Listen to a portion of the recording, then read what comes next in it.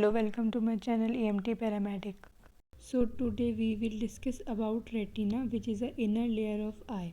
So let's start. Retina. It is the third and inner coat of eyeball. तो ये तीसरी layer होती है, इनर कोट होती है. इनर कोट मतलब अंदर की कवरिंग होती है आईबॉल की. It is the beginning of visual pathway. जो विजुअल पाथवे मतलब जो भी रिस्पॉन्स इम्पल्सेस होती हैं, तो ये पहली स्टार्टिंग होती है उस पाथवे की, उस रास्ते की. इसमें होती है एक optic disc. It is the site where the optic second nerve exits और leave the eyeball. Optic disc एक वो दरवाज़ा है, एक तरीके से आप दरवाज़ा मानो, जहाँ पे ऑप्टिक नर्व जो सेकेंड है, जिसे हम ऑप्टिक नर्व कहते हैं, वो यहाँ से निकलती है. यहाँ से जो ऑप्टिक डिस्क है वहाँ पे आर्टरी और वेन भी होती हैं, वो भी वहाँ से निकलती है. तो जैसे मैंने आपको बताया कि ऑप्टिक डिस्क एक तरीके का गेट है जहाँ से optic nerve, central retinal artery और सेंट्रल रेटिनल वेन, ये सब यहाँ से पास आउट होती है. तो सेंट्रल रेटिनल आर्टरी जो है वो फ्रंट पार्ट होता है जो रेटिना का, उसको नरिशमेंट देती है. और सेंट्रल रेडियल वेन जो है वो वहाँ से रेटिना से ब्लड लेकर आती है ऑप्टिक डिस्क के द्वारा. अब जो ये रेटिना है ये दो तरीके से, मतलब इसमें दो लेयर और होती हैं. पहली लेयर है वो है पिगमेंटेड लेयर और सेकंड लेयर जो है वो है न्यूरल लेयर. अब हम एक एक करके पढ़ते हैं. Pigmented layer is a sheet of melanin containing epithelials. तो पिगमेंटेड लेयर जो है वो, उसमें एपिथेलियल सेल्स होती हैं जो कि मेलानिन कंटेन करती हैं. ठीक है. It helps to absorb light. यही जो मेलानिन है और ये लेयर है, ये लाइट को एब्जॉर्ब करने का काम करती है. सेकंड है neural layer. It is a multi layered out growth of the brain. ये जो है ये मल्टी लेयर होती है और ये ब्रेन की तरफ ग्रो करती हैं, मतलब ब्रेन की तरफ ये ज़्यादा ग्रो करती हैं. इनमें 3 लेयर होती है. रेटिनल न्यूरॉन की 3 लेयर हैं. इन्हें हम कहते हैं, पहली है फोटो रिसेप्टर सेल की layer, second bipolar cell layers and third is ganglion cell layer. तो जो फोटो रिसेप्टर सेल्स होते हैं वो दो पार्ट में क्लासीफाई होते हैं, रोड्स एंड कोन्स. इनमें दो स्ट्रक्चर पाए जाते हैं जिन्हें हम कहते हैं रोड्स एंड कोन्स. ये फोटो रिसेप्टर्स होते हैं. हमारे इसमें आइज़ में रॉड्स जो होते हैं वो 120 मिलियंस होते हैं, वहीं कोन जो होते हैं वो 60 मिलियंस होते हैं. रॉड्स का काम होता है कि वो डिम लाइट में लाइट की एंट्री को अलाउ करते हैं, और कोन्स जो होती हैं वो ब्राइट लाइट, जब बहुत तेज़ रोशनी होती है तब ये लाइट को अलाउ करते हैं. बाइपोलर सेल्स जो होती हैं उनमें 2 लेयर होती हैं, हॉरिजॉन्टल सेल्स एंड एमेक्राइन सेल्स.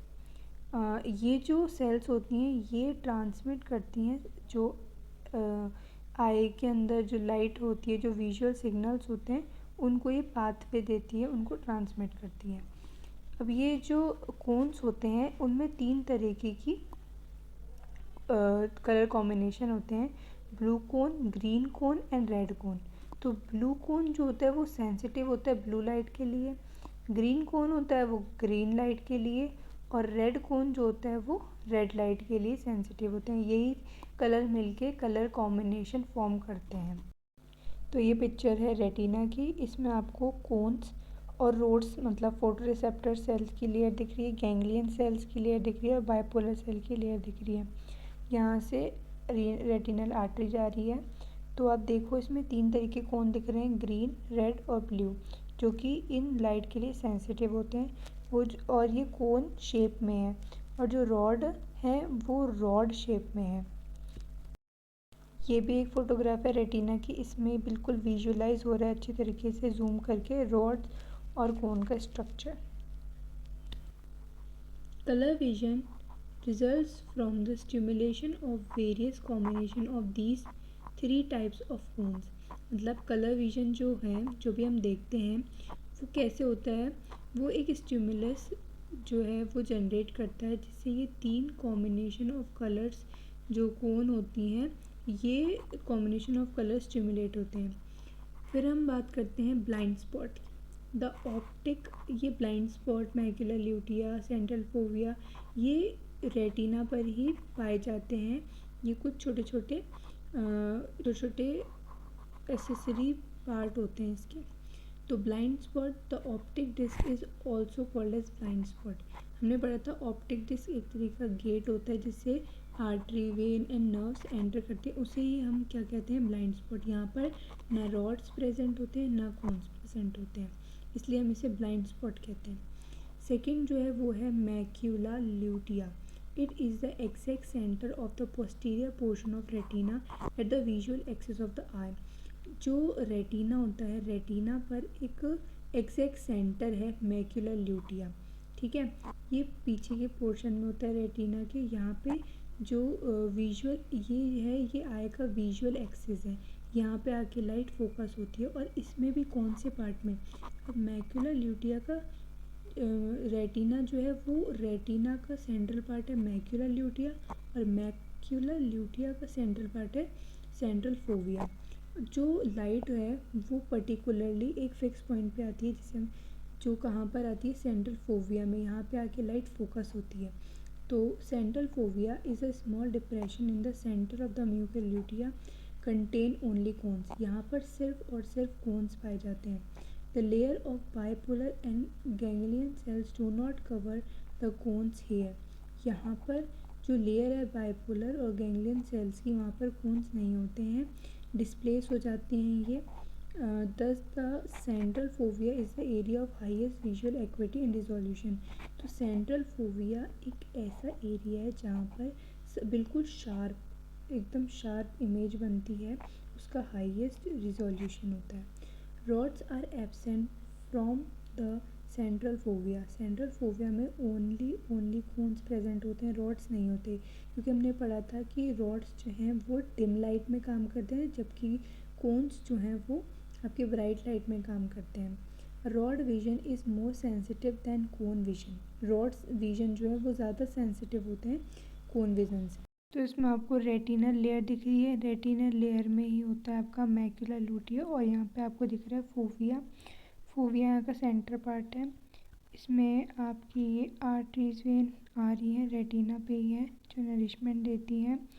आगे की साइड देखो, सस्पेंसिव लिगामेंट है, लेंस, एक्वस ह्यूमर प्रेजेंट है, और विट्रस बॉडी भी है, विट्रस ह्यूमर। इसमें आपकी नर्व्स वगैरह सप्लाई हो रही है। आई मसल्स जो हैं वो ऊपर की तरफ निकल रही हैं, मसल्स, सिलेरी बॉडी, आगे तरफ प्यूपिल है। नेक्स्ट हम बात करते हैं लेंस की। हमारे आइज़ में लेंस प्रेजेंट होता है। इट इज़ प्रेजेंट और located behind the प्यूपिल and iris. Iris और प्यूपिल के पीछे ये प्रेजेंट होता है। इसमें एक प्रोटीन होता है क्रिस्टलिन्स। ये क्रिस्टलिन्स जो होते हैं वो अनियन के लेयर्स की जैसे शेप में अरेंज होता है, which make ups the lens. यही प्रोटीन लेंस बनाता है। Lens is perfectly transparent and blood vessels are absent. अब लेंस जो है वो पारदर्शी होता है, ट्रांसपेरेंट होता है, और इसमें ब्लड सप्लाई नहीं होती। इट इज़ सराउंडेड और covered by a clear connective tissue capsule. ये जो है ये कवर्ड और सराउंडेड होता है कनेक्टिव टिश्यू कैप्सूल के द्वारा, and held in position by encircling surrounding zonular fibres which attach to the ciliary muscles और प्रोसेस। ये अपनी पोजीशन में रहता है, लेंस जो है वो हिलता नहीं है, पोजीशन में रहता है, और इसे कौन पकड़े रहता है, जोनुलर फाइबर्स। जोनुलर फाइबर्स हमने पढ़ा था, सस्पेंसरी लिगामेंट्स होते हैं ये, और ये एक उसको लेंस को हिलने नहीं देते उसकी जगह से, और सिलियरी मसल से अटैच करके रखते हैं। The lens helps focus images on the retina to facilitate clear vision. अब लेंस जो है, जो भी लाइट हमारी आइज़ में एंटर करेगी वो लेंस से रिफ्रेक्ट होके इमेज बनाएगी रेटिना पर। तो लेंस जो है ये एक फोकस पॉइंट देता है रेटिना पर इमेज फॉर्मेशन के लिए। Interior of the eyeball. अब देखते हैं आईबॉल के अंदर और क्या क्या चीज़ें होती हैं। The lens divides the interior of the eyeball into 2 cavities. अब यहाँ पे लेंस जो है वो आईबॉल के अंदर 2 कैविटीज़ में उसको डिवाइड कर देता है। जो आगे की कैविटी होती है उसमें 2 चैम्बर होते हैं और जो पीछे की कैविटी होती है वो आपका आइरिस और जोनुलर फाइबर्स ऑफ कॉर्निया इनके बीच में होता है। तो जो एंटीरियर दोनों चैम्बर होते हैं वो एक्वस ह्यूमर से फिल्ड होते हैं। एक्वस ह्यूमर एक फ्लूइड होता है। Aqueous humour is a watery fluid that nourishes the lens and cornea. जो एक्वस ह्यूमर है वो पानी जैसा फ्लूइड होता है ना, और वो नरिश करता है लेंस और कॉर्निया को। Aqueous humor continually filters out of blood capillaries in the ciliary process and enters the posterior chamber. Aqueous humor जो है वो कंटिन्यूटी में फिल्टर आउट होता रहता है, filter out of blood capillaries से फिल्टर आउट होता रहता है इन द सीलियरी प्रोसेस में and enters the posterior chamber. इसमें 2 चैम्बर हैं तो आगे की तरफ ये कंटिन्यूली फिल्टर आउट होता रहता है और पीछे की तरफ फेंकता रहता है। From the anterior chamber, aqueous humor drains into the scleral venous sinus. हमने पढ़ा था कि वहाँ पे एक ओपनिंग होती है जिसे हम कहते हैं scleral venous sinus। तो ये वहाँ पर जाके गिरता है। जो हमारा aqueous humor है वो posterior साइड से वहाँ पीछे की तरफ जाता है जिसे हम कहते हैं scleral venous sinus into, फिर उसके बाद ये जाता है ब्लड में। Aqueous humor is completely replaced about every 90 minutes. Her 90 minute में ये रिप्लेस होता रहता है, मतलब चेंज होता रहता है। सेकंड जो है वो है विट्रस ह्यूमर, या इसे हम कहते हैं vitreous body. It is a larger and lies between the lens and retina. ये एक्वस ह्यूमर से ज़्यादा बड़ा होता है और ये लेंस और रेटिना के बीच में पाया जाता है, जबकि वो हमारे आइरिस और कॉर्निया के बीच में पाया जा रहा था।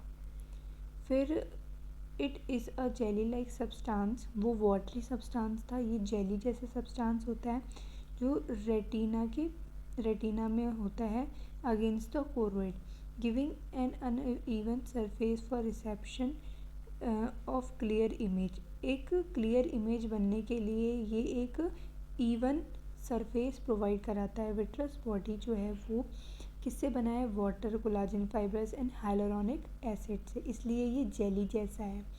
ये कंटेन करता है फैगोसाइटिक सेल्स। फैगोसाइटिक सेल्स जो हैं ये प्रिवेंट करती है इन्फेक्शन से। कोई भी माइक्रोब हमारी आइज़ में जब एंटर करता है तो ये से अगेंस्ट इम्यून रिस्पॉन्स जनरेट करती है और रिमूव करती है डेब्रिस को। डेब्रिस मतलब कुछ भी कचरा वगैरह जो हमारी आँखों में चल जाता है उसे हटा देती है। हमारे अब जैसे फ्लूइड है तो वहाँ पे प्रेशर होता है, फ्लूइड है तो प्रेशर तो होगा, तो जो आँखों में प्रेशर पाया जाता है उसे हम कहते हैं इंट्रा ऑक्यूलर प्रेशर। ये हमारी आँखों के अंदर होता है और ये एक्वस ह्यूमर से ये प्रेशर किस किस के बीच में होता है? एक्वस ह्यूमर और थोड़ा सा विट्रस बॉडी में। ये प्रेशर जो होता है वो आपका नॉर्मली होता है 16 mm ऑफ Hg का। ये ऑक्यूलर प्रेशर है ये मेंटेन करता है shape of the eyeball and prevent it from collapsing मतलब जो हमारी आँख की लेयर है वो चिपक ना जाए, इससे भी हमें बचाता है और एक शेप भी हमें देता है। Puncture wound of eyeball cause loss of aqueous humour. जो जब भी आँखों में लग जाता है तो पंचर वुंड होता है, मतलब तो जब भी पंचर वुंड होगा तो एक्वस ह्यूमर और विट्रस बॉडी ये दोनों फ्लूइड का लॉस हो सकता है। इस लॉस के कारण इंटर प्रेशर जो है वो कम हो जाएगा, डिक्रीज़ हो जाएगा, जिसके कारण क्या देखने को मिलेगा? रेटिना लेयर जो है वो डिटैच हो जाएगी, मतलब हटने लग जाएगी, और कुछ केसेस में अंधापन भी ये इसका कॉज होता है। सो गाइस रेटिना लेयर यहाँ पे ख़त्म हुई।